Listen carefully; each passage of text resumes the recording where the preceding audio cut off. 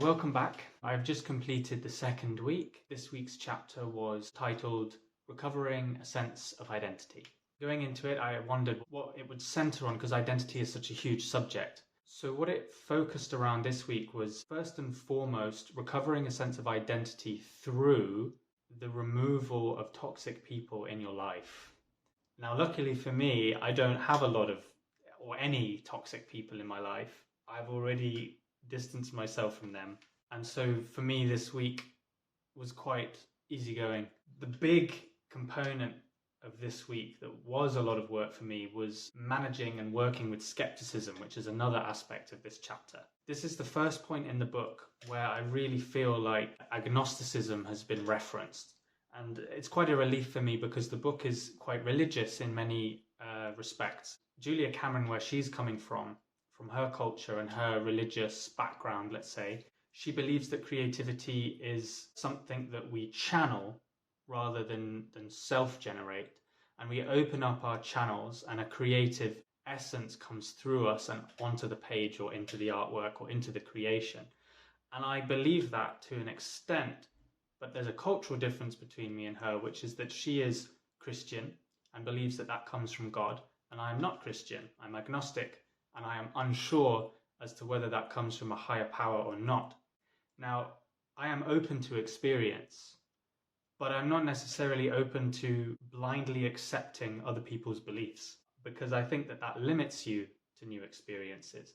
Now, the aim of setting skepticism aside is to open yourself up to new experiences.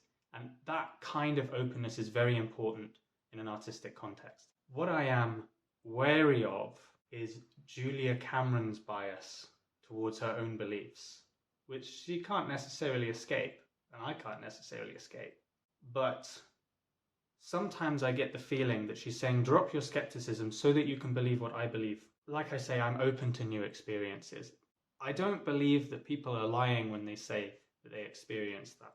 And I know some people will bias towards it. They go, oh, well, they're lying. No, I think it's a genuine experience. I think it's a real experience that people have. But if I were to experience it, I wouldn't necessarily attribute it to God because I don't have that cultural storytelling to attach it to. I was asked in one of the tasks for this week to look at the example affirmations that Julia Cameron gave. And very early on in the process, I axed those in place of my own affirmations, which was suggested because I just didn't like her affirmations. And also I've had friends that have done the course and they didn't like her affirmations either. I wonder how much of that is to do with us just not being American, not being Christian, or being different kinds of Christian. But in some senses, we just don't like the wording. It's too assumptive for us. And that's not to do with skepticism in the sense of like, oh, this is nonsense and I can't believe it and I'm closed to it. It's like, no, we're open to it, but we're not necessarily wanting to make assumptions about it. So some of these I really liked. And there's a pattern here, which is the ones I like don't have anything to do with God, and the ones that I don't like have everything to do with God. Now, I don't want to be like, oh, I don't like anything religious, because that's not true. There are some lovely phrases here, like, as I create and listen, I will be led. I love that. I really relate to this sense of allowing creativity to happen rather than forcing it to happen or making it happen. You tend to get much better results, regardless of whether that's coming from a divine sense or it's coming from something else. It's kind of irrelevant. If it works, it works. And that's the beauty of being able to suspend your disbelief and use maybe some religious ideas or spiritual ideas to your aid, even if you're not a necessarily esoteric person. I disliked some of these affirmations because I think they make assumptions about creativity that are not true, or at least that I would challenge.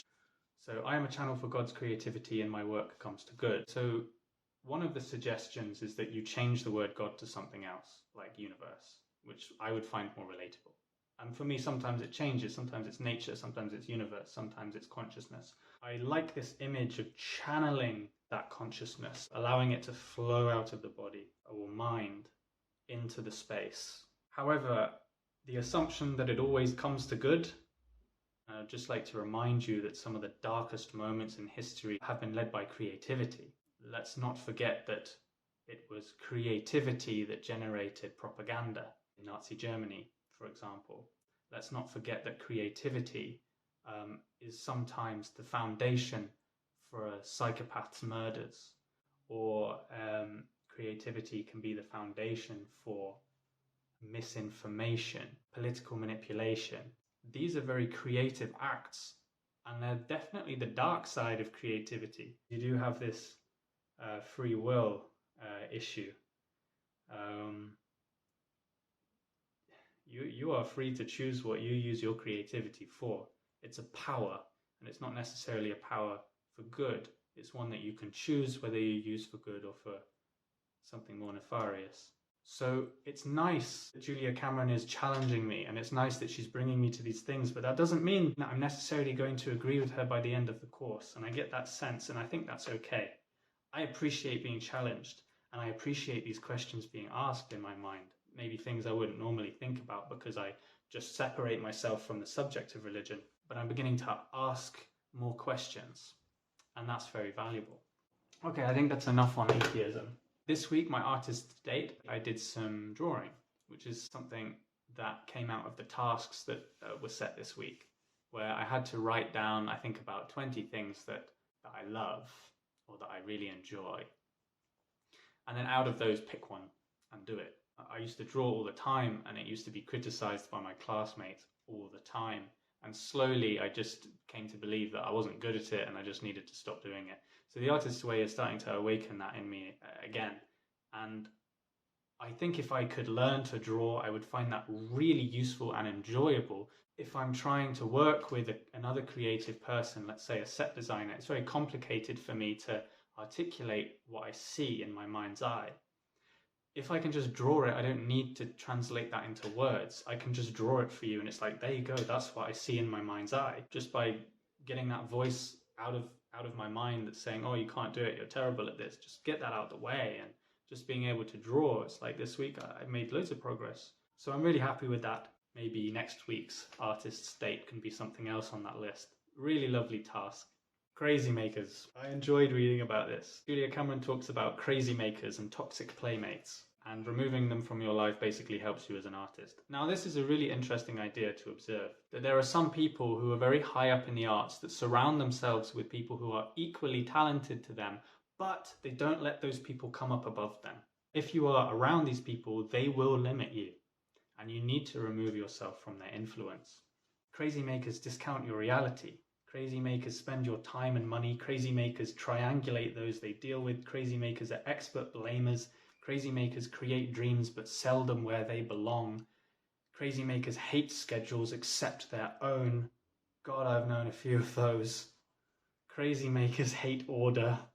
Crazy makers deny that they are crazy makers. Of course. Okay, so story time. There was a person in a company that I worked for. This person had been telling the choreographer that the choreographer didn't know what they were talking about and that they had to do it this person's way. This person was basically saying like, oh, well, the way you're doing it, the style is bad and I can do it better. And so I'm actually not going to listen to you and take your feedback. I'm going to do it my way. If you imagine a choreographer is this artist who has this vision and really wants to work with a team of dancers to bring that world in their mind's eye to life, and then you have this person in the company who's going, no, not doing it. Help people out. Like as a dancer, you want to help a choreographer out, and then if you have a different ideology or a different way of doing things, or you believe that you can do it better, then go and do that as a choreographer in your own time, in your own way, with your own team.